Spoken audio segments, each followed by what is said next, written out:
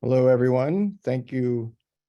Thank you so very much for joining us today for this timely discussion. My name is David Halperin. I am the CEO of Israel Policy Forum, and I want to welcome all of you to today's discussion. Before we begin, I want to thank Israel Policy Forum supporters. Our work, including today's program, is made possible by you. Israel Policy Forum really turns to you in order for us to produce our expert analysis, informational content on the most pressing issues facing Israel and the Israeli-Palestinian conflict. And of course, I welcome all of you, if you're not already, to become a subscriber to Israel Policy Forum's content, and of course, to support our work by visiting israelpolicyforum.org/support. As most of you who are joining us, not for the first time, know very well, our work is really driven by the pursuit of a vision for the future in which Israel's security, Jewish character, and democracy are not threatened. Today, we find ourselves in a moment when all three are facing unprecedented challenges, and particularly remarkable developments over the last 48 to 72 hours that have directly impact Israel's security considerations and, of course, Israel's democracy. Today, we have a very important, timely program to unpack these two critical aspects of the latest last 48, 72 hours, how security and the fight for Israel's democracy have really become part of the same conversation. And I'm just thrilled that we have Brigadier General Yoni Shimshoni with us today in conversation with the Diane and Guilford Glazer Philanthropies Director of Policy Research, Shira Efron, our Policy Research Director in Tel Aviv, who will moderate the conversation today on the impact of the judicial overhaul on Israel's security, the developments of the last few days, and all that might still be yet to come. With that, thank you so much, Shira and General Shimshoni, for joining us. And Shira, I'm going to turn it over to you. Thank you very much, David, and hi everyone. Good evening from Tel Aviv. So we've been discussing this at IPF, but the Netanyahu government's judicial overhaul, legal coup, not only threatens to reshape Israel's political system, judicial system, societal system, but it also poses significant challenges to Israeli national security. As we saw this past weekend, when Netanyahu fired Defense Minister Yoav Galant, or said he was firing him, for calling to pause the legislation, concerns about Israeli security in this pivotal moment have become a key element of the arguments against the overhaul. Although Netanyahu has announced that the coalition will suspend the legislation until after Pesach, Passover, which means we're now in a lull, the struggle for Israel's democratic and maybe secure future is definitely not over. So to discuss this important topic, I'm excited to welcome, David introduced me briefly, Yoni Shimshoni, a Reserve Brigadier General in the IDF, a research affiliate at the MIT Security Studies Program, and a member of Commanders for Israel Security, one of IPF's key partner organizations. Thanks so much for joining us. You know, I'm just going to say this is an internal Israeli joke, but Yoni would be now defined by the Israeli coalition as an anarchist with this resume. Welcome, Yoni. Thank you. It's been, really a dramatic 12 weeks in Israel. Who could believe we've been in this only for 3 months? And I think especially in the last few days, Defense Minister Yoav Galant called to pause the judicial overhaul just on Saturday, framing his critique of the overhaul around security issues. And then on Sunday, Netanyahu fired him from his post, prompting unprecedented outcry from across Israeli society and driving the protest movement. And then a day later, he didn't announce that he was indeed suspending legislation as Galant requested. So what in your assessment motivated Netanyahu to apparently change his mind? And how did pressure from within the defense establishment factor into his decision? Okay, well, first of all, thanks for inviting me on. And I hope this conversation can get us all to understand the situation a bit better. And I admit that although I'm living it, day by day, demonstration by demonstration. It's actually very difficult to follow even when you're in it and figure what's really going on. Before I address your question directly, I'd like to say a couple of things. One is it's clear that we can't be lulled by the loud. In other words, this thing isn't over. It isn't even over. It isn't even really paused. And we can talk about that a bit later. We're still, the coalition is still going straight forward and the protesters are doing the same. The second thing is we call this a judicial overhaul or judicial reform. It has all sorts of names. It's really a judicial revolution, but it's more than just judicial. It's a perfect storm of legislation aimed to change the constitutional basis of the democracy, additional legislation that addresses particular agendas, and particular policies and actions that are actually being taken in the field. And it's kind of a perfect storm of these three vectors that are creating this assault, let's call it that. In addressing your question more directly, I think what happened to Netanyahu is that he went a bridge too far with the firing of Galant and found himself facing a tidal wave that sort of came up on top of the waves that were bashing against them anyway, from all corners. But he found himself within minutes facing a tidal wave of spontaneous mass protests, the business community weighing in within minutes, saying the business community is going to shut down the country. The labor union joined in within an hour or so, said it's going to shut down the country. So he was facing a situation where the wall was just too high for him to keep climbing. The security aspect element and pressure was there all along, and it gained volume as the weeks went on, and the security implications, which we can discuss later in more detail, but the security implications became more and more apparent, and more leaders of security organizations, the IDF, Mossad, and Shin Bet, and so on, kept pounding on Bibi's door, telling him this is leading us in a bad direction. And these are leaders both current and previous and in the reserves and so on. You add to this one more element, which was he was seeing, and it was pretty clear that this was going to be a coup de grace. He was seeing a very rapid decline in the polls for the Likud. I mean, they've already dropped about 10 seats in the process that they've taken the country through. All right, so over to you, Shira. Sorry, I'll unmute. No, thank you for that. And I think it's become a sort of a national sports, right, in Israel to figure out what goes in the prime minister's head and what factors into his decision-making process in the last decade. But I think, it's telling that Miki Zar, one of, the Knesset members, was on TV, and maybe because he's less savvy at these things, right, and just without filters said what's on their mind. They said, well, the protests, we're less concerned about this, we're less concerned about, but the military, the defense stuff, this is really, this was a defining moment for us. So I want to ask you, I mean, you do say there's, the Likud are concerned about losing in the polls, but let's talk about Galant for a second, and I'm sure you've met him in your life, but what were Galant's professional arguments to suspend the legislation, and what do you make of his position? Because we know that Galant previously voted for the overhaul bills in the first readings, right?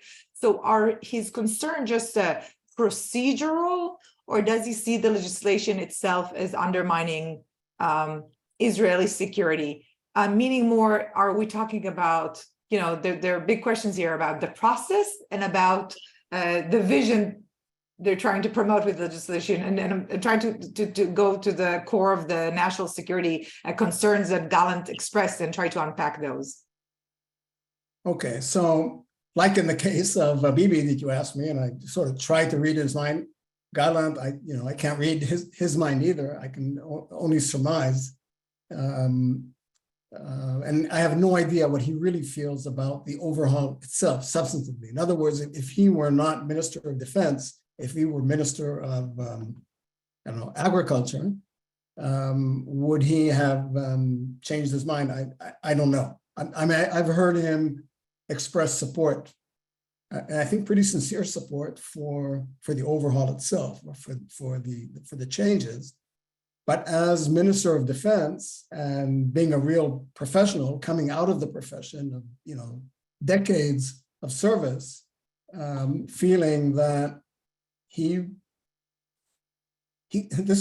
couldn't be his heritage to undermine Israeli security, even to the existential level, or in the existential sense, while he was Minister of Defense. Now, while he was Minister of Defense, still is Minister of Defense, by the way, he sees all the intelligence, the internal assessments, the assessments of what's happening in Israeli society, what's happening within the Israeli army, what's happening to the Air Force as pilots don't show up for training. And he sees the external assessments. So he sees the assessments about Iran and its nuclear program. He sees the decline, the apparent decline, because it's one of those things that are hard to measure, but he sees the apparent decline of Israeli deterrence in the region. You see it in Iran, you see it in Hezbollah in Lebanon, you see it in Hamas, you see it in the territories. So he sees the IDF unspooling to a sense, he sees the challenges getting larger, he sees deterrence declining. His conclusion is we're facing imminent risk, not just some potential theoretical. It's not like an American question, should we be in Iraq or not? I mean, that's a really serious question, but it's not an imminent risk, existential risk. And I'm pretty convinced that he was convinced that we were beginning to face imminent risk. So I think that's what brought him along. No, that's really helpful, and you know, Gadi Eisenkot, former chief of staff, said just last week in the Knesset that Israel is in its most precarious security situation in the last 50 years. So clearly, right, there are external threats. It's a sensitive time, and not just talking about Ramadan and other issues that we're seeing every day. First circle, second circle, third circle, right? Which brings us to the question of one of Galant's points was that he was trying to convene the National Security Cabinet. The National Security Cabinet has not convened, if I'm not mistaken, since mid-January. Yeah, something like that. So it's a long time. We've had discussions even among IPF team, arguing clearly this is not the way decision-making processes should occur, right? The National Security Cabinet has a function to fulfill, and it needs to convene, and it's a problem when the members don't see intelligence. On the other hand, you have today members of the National Security Cabinet who are, how should I say it, not as experienced, as savvy in those issues, and also some Bezalel Smotrich case in point that maybe have a different interpretation of what Israel's security is than others. But I would, if you can just talk a little bit about this, the importance of convening the National Security Cabinet and why this was such an issue. And as evidence, we saw the following day that it was convened with Galant still. I mean, that's part of that's part of this tidal wave that rose when people saw, when the street basically saw that in the midst of this kind of a crisis and these kinds of events and these kinds of risks, you were not willing, for political reasons, you fired your defense minister, who's the only pro on the team except for yourself. There's, as you said, there are no security pros on this team. Smotrich and Ben-Gvir are definitely not security pros in this sense, or they don't have that kind of experience. So you fire, and at the same time you refuse to pull the cabinet together. And that basically told the rest of us that this government was interested in everything except for securing the country. So it was totally consumed. I think it still is totally consumed, but it was totally consumed by this overhaul, this amok run, which is all you can call it, to make these changes, and keeping his eye off the ball, hands off the wheel. And that was one of the main instigators of the tremendous response that you saw. Mm-hmm. I just want to remind our audience, I have lots of questions, but I do want to remind our audience that please ask your questions. You can type them in the Q&A box at the bottom of your screen, and we do welcome your questions.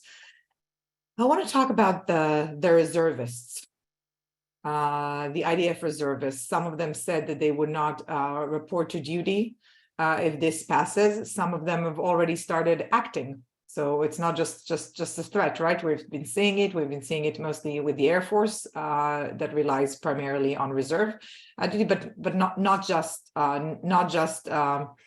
with the Air Force. How you've had a military career. How serious this is? We know that Israelis, if there was an external security threat, if there was a war, they would report to duty. But how do you see this affecting IDF's capabilities, readiness? How does it affect the perception of adversaries, right? With the Hassan Nasrallah saying that Israel will not see its 80th year. Not so much how this factored into to Galant's judgments, but really at the very core of the national security of the state of Israel. How serious is this? Okay. Well, I mean, there are several ways in which this affects, but I will say to start with that for 75 years, despite great policy differences and debates and cleavages, the IDF has always been in the best tradition of a Western, obedient military, subservient to the civilians, and subservient and with allegiance to the law, basically, or to the Constitution, or to the rule of law. And what happened here is that the judicial assault, or this general assault, was not seen as some kind of policy, even ideological departure. It was seen as a very deep constitutional change that was about to happen, that was going to change the nature of the state in very, very basic ways. And basically the reservists put the government on notice, and so telling the government, reminding the government that their allegiance is to the state and to a liberal democratic, if Jewish, one at that, and not to some other kind of state. And basically telling the politicians, if you change the nature of the state by force, which is what you're doing, we're not in. And remember, we are the people of the People's Army. You don't have, that's it. So now in terms of the effect, the immediate effect, there's no immediate effect. We do know that if a pilot doesn't train for several weeks, and these, half of the Israeli Air Force is based on reserve pilots, after several weeks, you have to retrain the pilot. He doesn't just come back after 3 months, sit in the cockpit and go off and fly missions. So after a while, it starts to have a real effect on the ability to carry out missions. One could say, and that's sort of my ambivalence, my feeling about the reservists protest, it's more than a protest, a capital P protest, is that, I have ambivalent feelings about it, but basically I'm saying, since it is the people of the People's Army, instead of being angry at them, listen to them, because it's not going to help you to be angry at them. And there's no discipline that will force them to do something they don't want to do. So you better listen and figure out what to do with what they're saying. This did open a certain problem, this behavior, or these actions, and that is the Army, through its reservists, has politicized itself. So this time it weighed in big time, or it's still weighing in, because as I said at the beginning, this isn't over, weighed in on one particular side of a very major issue. People who have other, ideological bents could weigh in differently the next time. So there's something that has happened it's one of these genies that came out of the bottle in this particular crisis that may be very difficult to convince to get back in the bottle. I mean, so that is an issue, maybe long term. Right. No, absolutely, and it can totally is sort of an instrument or a thread that others can join, and maybe should not be part of the toolbox, and does reflect this rift we are on, right? This divide in Israeli society. But what you said, I think, is also interesting, that you can't discipline them, you can't sanction them. And we saw an example, I don't know how our viewers have followed, but the commander of the Israeli Air Force, Tomar Bar, did suspend one pilot, Gilad Peredit, former deputy mayor of Tel Aviv, who allegedly refused to serve and called others. This was not the case, and he was returned the day after. But the backlash against it just proved that this is probably not the right way to go about it.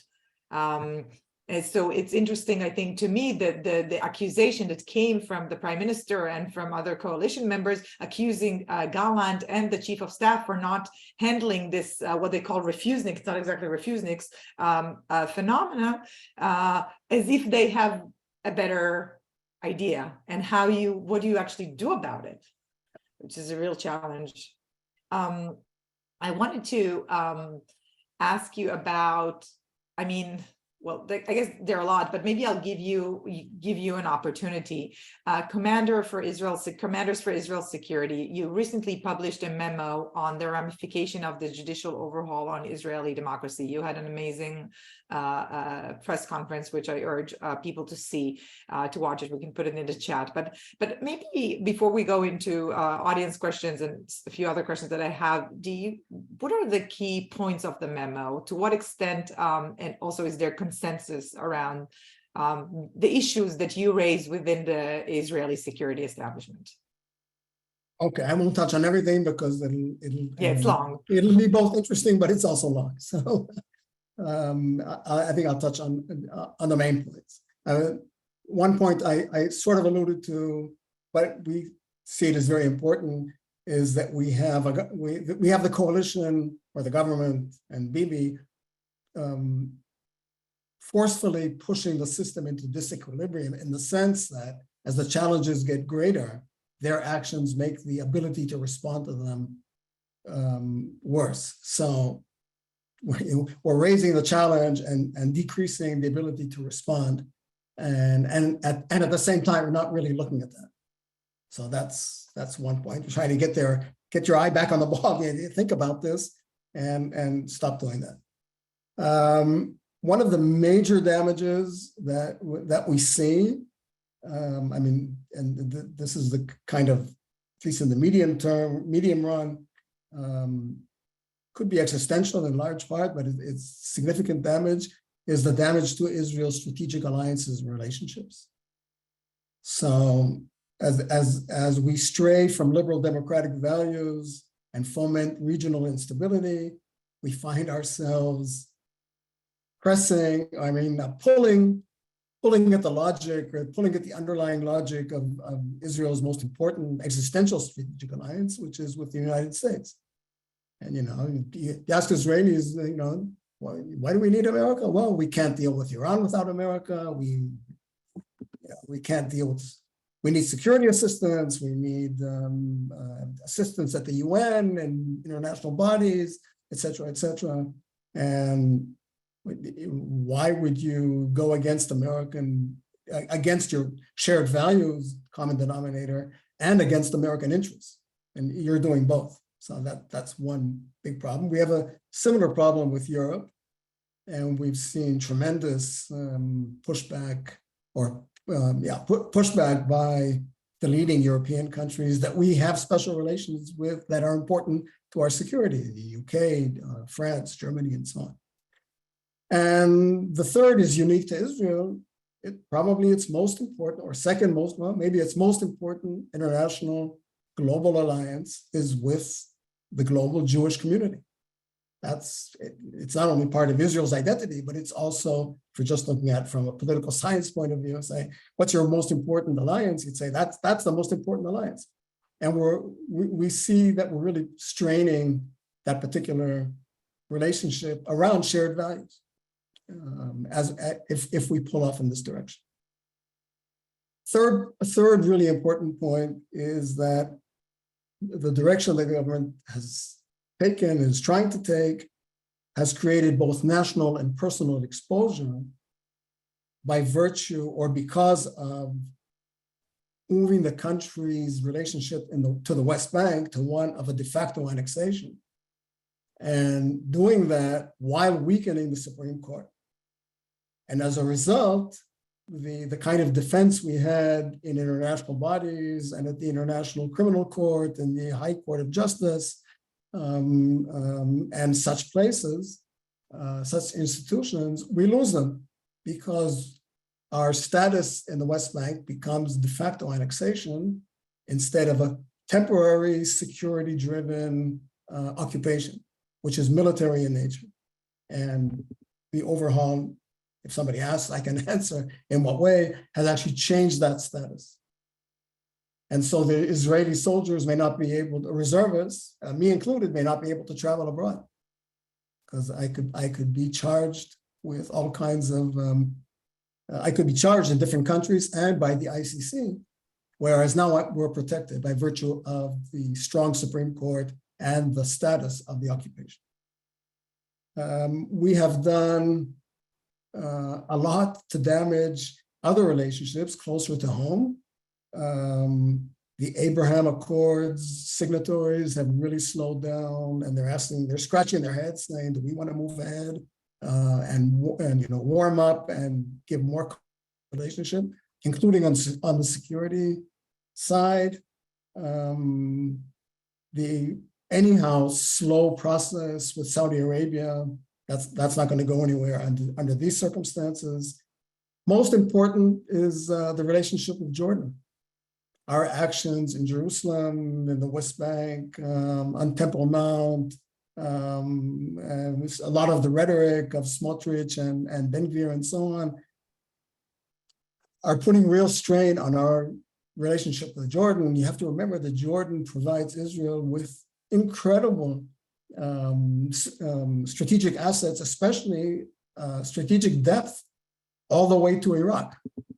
And if we lose that, that could be really bad. On the other, or on the flip side of all of that, you mentioned earlier, sort of, and so did I, the sort of deterioration of deterrence. And I've been looking at Arab press over the last 3-4 days, and the headlines are like Israel ebbing, a Hebraic spring, Israel closer than ever to implosion, and so on and so forth. And we also see actions on the ground doing that. So maybe I'll stop there. Just to give some room and some space, except to mention one other thing, and that is this crisis could be pushing Israel to the ultimate constitutional crisis, and you can already smell it in the air, and that is what will happen if the government keeps going and the courts overrule legislation and the government refuses to recognize the court's action. In that case, and we've already heard, Minister Levine say that that's probably what would happen under those circumstances.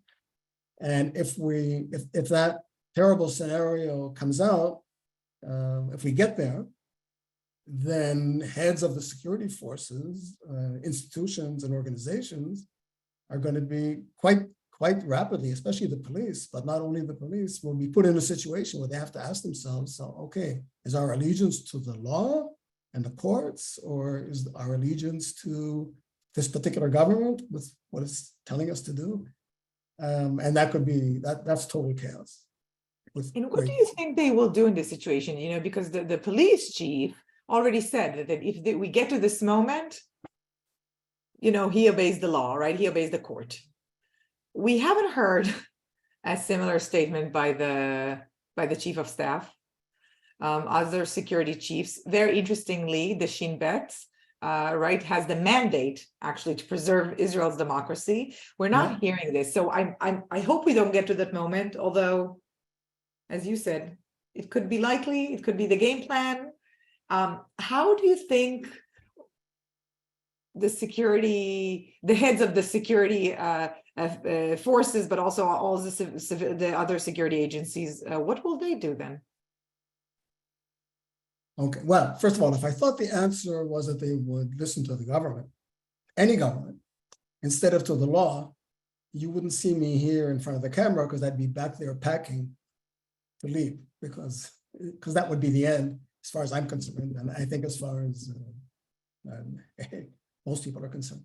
But what I really believe, and then I know just knowing these people, and I know many of them personally, but I know the ethos of the organizations. In my mind, there's no question. The law and the Supreme Court, they will not go with a particular government, any government. It wouldn't have to be this one. Okay. Well, I wanted to ask you, Matthew Fassler is asking, what do we make of the dedicated force, militia, private militia, Basij, whatever you want to call it, Bibi promised to Ben-Gvir? What function would it play? Is that a promise that Bibi is likely to keep or walk away from? And we have to mention, he promised this before, right? What do you make of it? What is the risk here? And how likely, I mean, I don't want to ask you to guess what Netanyahu will do, but what are, in your assessment, what is the likelihood of this actually coming to reality? Yeah, okay. So first of all, my assessment is that it won't happen. It's not assessment, it's a guess, or educated guess, but Educated. Is it okay? But that it won't happen. I'm pretty sure Ben-Gvir is serious about wanting it. He already has control of the border police, which creates tremendous potential for chaos in the West Bank, especially because now you have a divided chain of command there.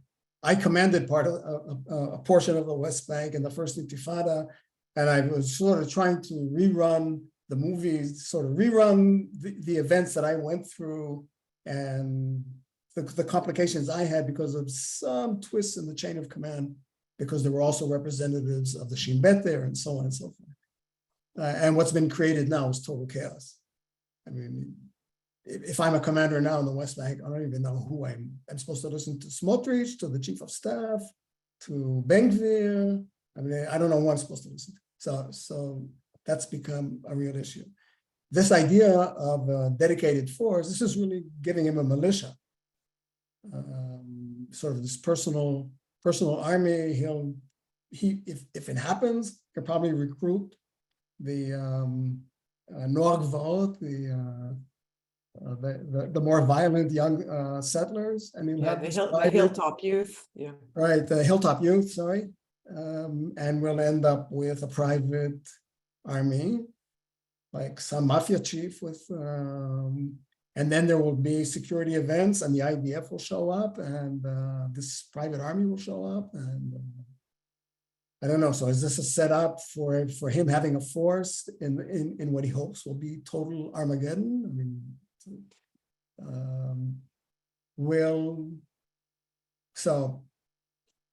what I make of it is the implications are very serious, but you don't think it will happen. I don't think it'll happen. It's basically trying to roll Ben-Gurion back. I mean, Ben-Gurion's first action in establishing the state was to fold in all the militias and all the private armies into the IDF. He did that by force, in fact, sinking one ship. Right. Of one of the militias. So this is like rolling Ben-Gurion backwards. Right. What, some people are banking on the Ministry of Finance, right? Treasury not approving the budget for it. But since the Minister of Finance now is someone that has also a different agenda, maybe we can't, it's not just about the civil servants anymore. But I share your assessment that it likely won't happen. But if it does, certainly serious implications. There's a question here from Nitzan Hershkowitz. Asking, it's a good question, has the firing of Defense Minister Galant been rescinded or simply yet to take effect? What's happening? As far as I know, he has not received his letter, right? He hasn't been formally fired yet. What do you make of this? Well, there was a lot of pressure. Well, first of all, the formal situation is that he has not yet been fired. You have to be fired, you have to get a letter, and then you have 48 hours. So that's the formality of the process. And Bibi has held off giving him the letter. And in fact, he's been showing up to meetings and assessment meetings and et cetera. And why this happened, we can just guess, surmise. I mean, the pushback against Bibi for firing Galant from within his own ranks was quite extreme. Of course, there were those groups of extreme right wing, Likud and others that said, yes, it's the right thing to do. He didn't fall in line, get rid of him. Many of the Knesset members and the minister says, hey, this is a bridge too far, stop it. Okay. So. There are a lot of questions in the chat about Bibi's intentions and whether he's serious or not. So let's table those for a second, because I feel it's really unfair to put you in a situation trying to assess what he wants, what will he do, what are the decisions. Because I think what we saw now, that's not necessarily. We've reached a point where all the painful few weeks we've all had could have been saved, reaching the same points just a few weeks ago. But there is a question now. There are interesting pictures coming from President Herzog now, where you have sort of the negotiation teams sitting down for talks now on both sides. President Herzog's his compromise, right? His idea for a compromise, the proposal. Implied that the legislative draft exception for the Haredi community, for the Orthodox, could be negotiated in exchange for lessening the overhaul. Right. This is a big societal issue. It's not just a defense issue, right? What do you make of such an arrangement? As an IDF general yourself, and as a civilian, and someone who sends children to the IDF, how do you think that the issue of the Haredi draft should be handled? And we have a sort of a similar question on the flip side of this, that if we reach a compromise, maybe there's an opportunity of changing this. Haredi draft. Okay. I mean, there's a question. I mean, there is a really serious question in the air. It's one of these genies that was let out of the bottle. Which is, does the People's Army model really hold water anymore? Can it survive, and is it necessary? Can it survive this kind of differential responsibility to serve? And is it even essential given the high-tech, capital-intensive nature of the Army, which may not require all of the manpower or the human power anyway? So there's a question, should we revisit the whole question of the People's Army, because it's now on the table, and it's not going to get pushed off the table, mainly because of the issue that you raised. Okay, so the majority of the population are not going to go along with a total, it's like a total exemption from any kind of public service. So in the past, people were willing to compromise. All right, so if not military service, then public service, civil service, civilian service for a while. Now the idea that the president put on the table was a total exemption that actually is not that is not even subject to the judicial review. So I don't think that will pass. But I also, if I can just throw my 2 cents in, the idea of negotiating between coalition and opposition, in my mind, is kind of fairy tale in a situation where the entire society has gotten involved on all sides. And civil society has proven itself to be incredibly powerful and engaged. And if they're going to get together and have, Likud negotiate with Lapid and Gantz, negotiate and work through these deep constitutional issues, that's not going to work. We need, I mean, you could have some minor changes and some minor legislation that would keep things quiet for a while, but the social contract's in question. And then once the question's been asked, it's no longer fuzzy and kind of foggy. It's clear that it's out there. You have to address it. You can't address it between those guys. There's a whole, they're Haredim, they're Arabs. I mean, where are they in the picture of a new social contract and so on and so forth? So you need a constitutional convention. You don't need 2 sets of parties negotiating. But that's just, as I said, my 2 cents on the system. Right, but I think you do reflect, something we're all seeing, those of us who are all these, I think most of my circles, certainly most of your circles too, right? We're all in these groups, and these groups are arguing. It's like, wait, who are they representing in those negotiations? What exactly are they going to compromise on? So we are in a very interesting moment that has, it has clearly all the negative aspects, but it has also something beautiful, right? If there's one silver lining, is that the Israeli society has awoken in this very vibrant civil society with connections that we haven't seen before. Right? It's not just the tech sector and the Air Force, it's the physicians and the academics and the teachers and the parents and the schools and the educators all coming together. And it's not right, it's not left or right. It's really at the very foundational, the pillars of what Israel is, which IPF believes in, right? It's like a Jewish, secure, democratic state of Israel. But then how do you channel this into something more constructive at national level? It's very complex. I do want to ask you, because we talked with you about security, but you're an Israeli resident for now, right? As long as this doesn't pass, and Israeli resident, you're in private sector, academia also.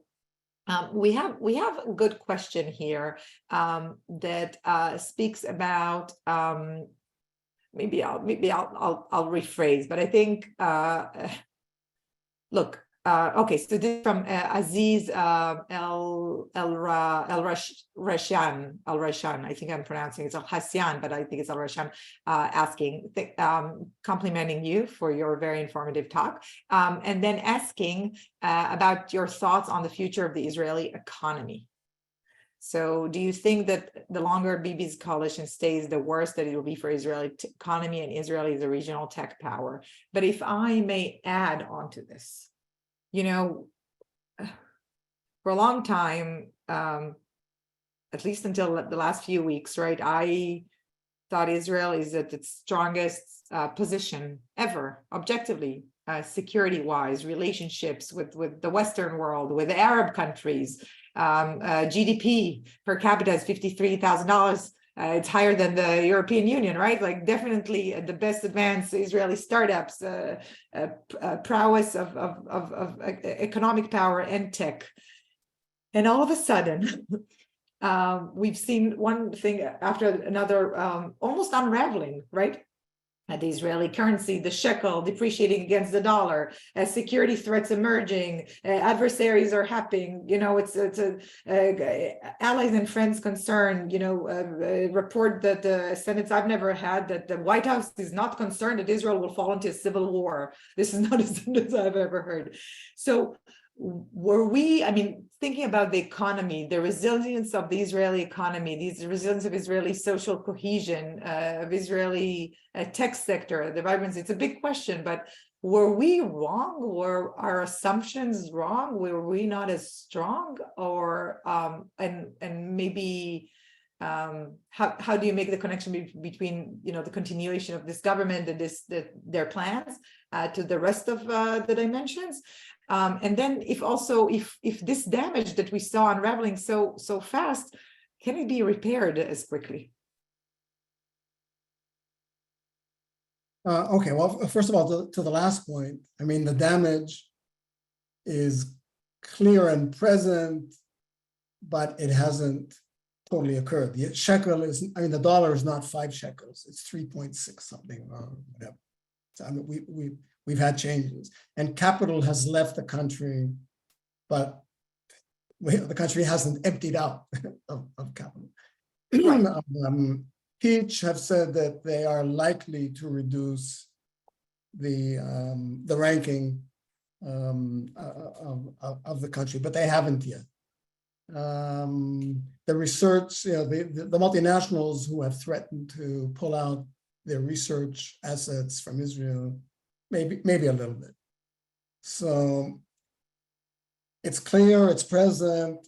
It could happen very, very fast because capital moves around the world very, very fast. And these multinationals are very wealthy. They'll be happy to drain Israel of its human capital very quickly. So I think we are, we're standing at a cliff,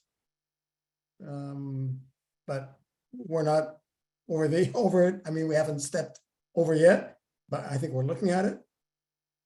Were our assumptions correct? I mean, what we do see is how precarious a democracy can be. We've seen other democracies slip away, right? Poland, Hungary, remaining democracies in name and losing a lot of their economic vitality in the process. So, to the extent that the democracy is very precarious, and if it slips away, then I think the economy will too. Were we wrong? No, I don't think we were wrong. Except, Israel was rightfully in the economic place that it was. It wasn't some make-believe. The one real threat, long-term threat, to its economic vitality is actually part of the current process. I mean, it's playing in the current process as well. And it's one of the issues that got civil society out to the tune of 650,000 people the other night. And that is that the Haredim are not playing their part. On the other hand, they're growing demographically quite rapidly. So not only are they not serving in the military, but maybe there's a solution for that at the more basic level that I mentioned, but they're not doing their part in the economy.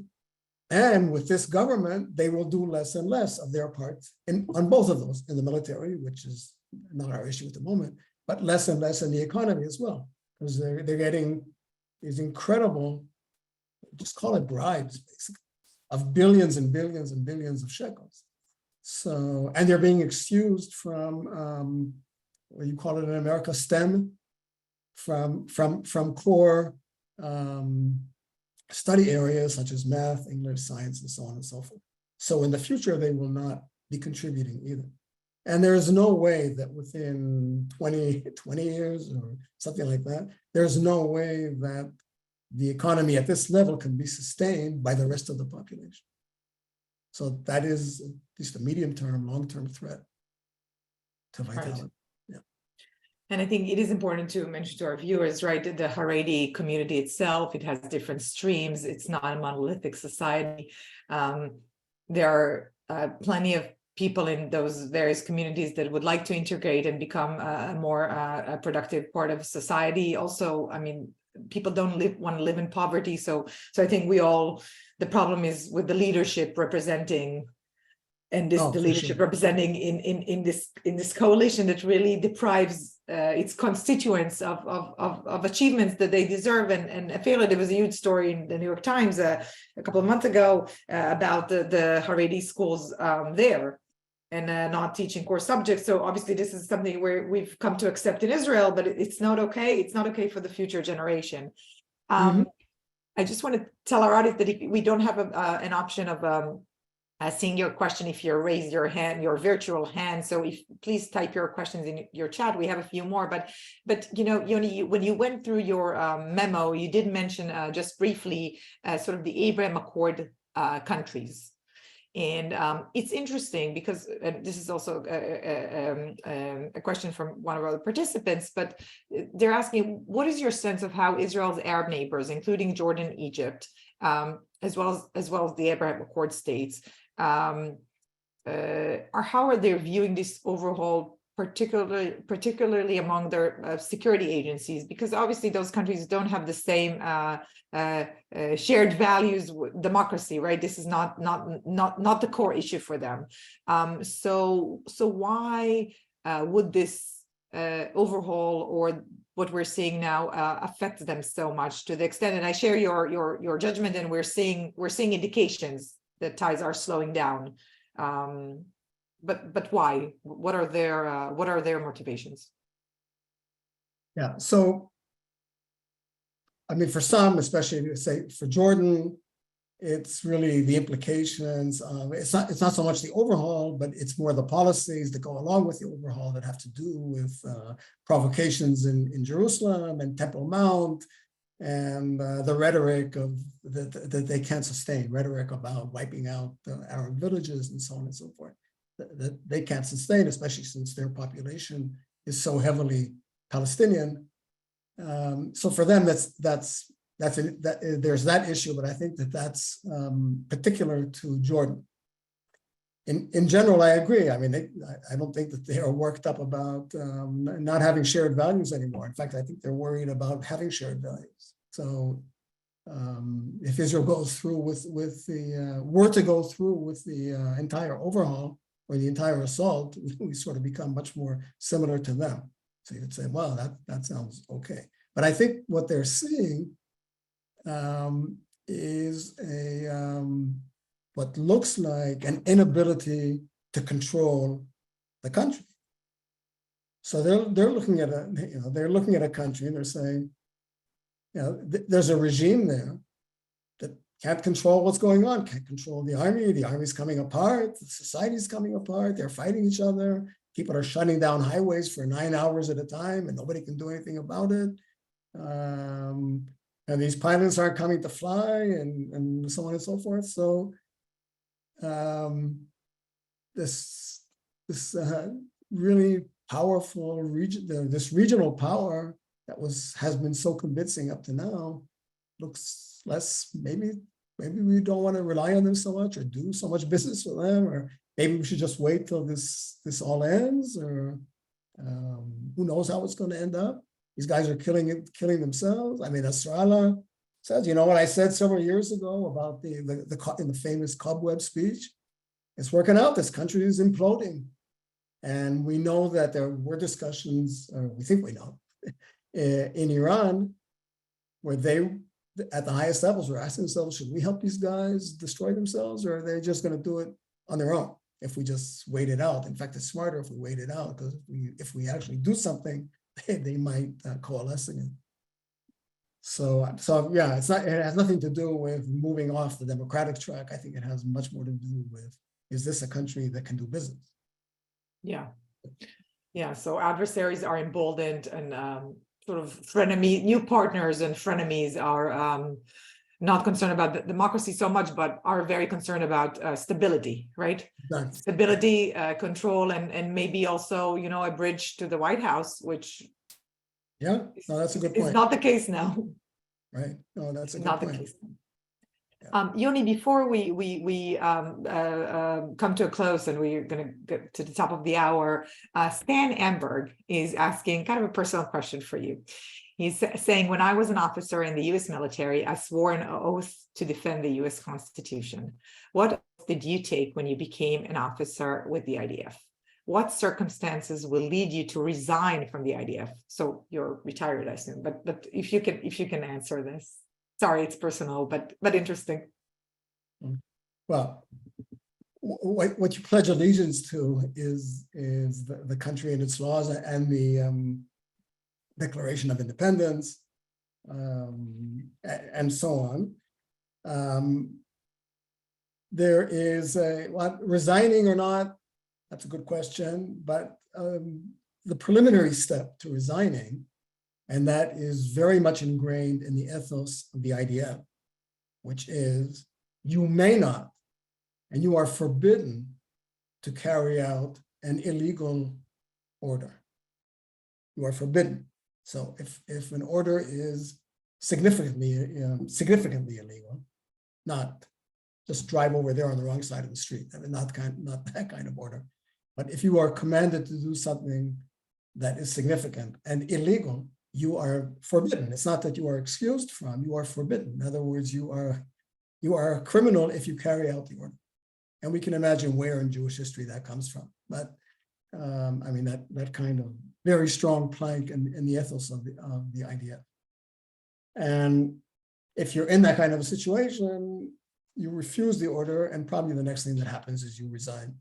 I mean, that's so if you are General Milley and you're asked to walk across the lawn to the church, well, in Israel, that would be an illegal order. Okay, you would not do that. Mm-hmm. But the Bill of Independence, obviously the founding document, which the very weird twist of events have become controversial now, have become something that one side. Well, well, to show you how crazy this situation is, if you're seen carrying a flag, then you are labeled by passers-by, you may be labeled a traitor and an anarchist and so on, because you're carrying an Israeli flag. So we've come to that point, which tells me or tells us that we are at some extreme twilight zone condition or point. Right. I heard a story that a car drove into the government area, and the guard refused to let the driver in because he had an Israeli flag in the car going into the government of Israel. So we're that bad. But Yoni, I want to thank you so much for being with us and being so candid and so detailed in your responses. And even though some you're sort of you should be a proud anarchist, right? According to the new definitions. So really thank you, and happy Chag Sameach, happy Passover. Thank you very much. And I just want to give a big thank you to all of Israel Policy Forum supporters who are with us on today's call. And I invite the rest of you to join IPF's family donors by visiting our website. The recording of this webinar will be posted on the briefings page of the Israel Policy Forum website. And I also encourage you to subscribe to the podcast, Israel Policy Pod. Sign up to receive the weekly Kapla column in your email inbox. And we also curate the best and most important news items and analysis for you every week. So encourage you to sign up for those as well and visit our website to access recordings of previous briefings. So please stay tuned for announcements regarding next Israel Policy Forum's briefing. And until then, if we don't meet again before the holiday, Ramadan Kareem to those observing, and happy Passover. Thank you.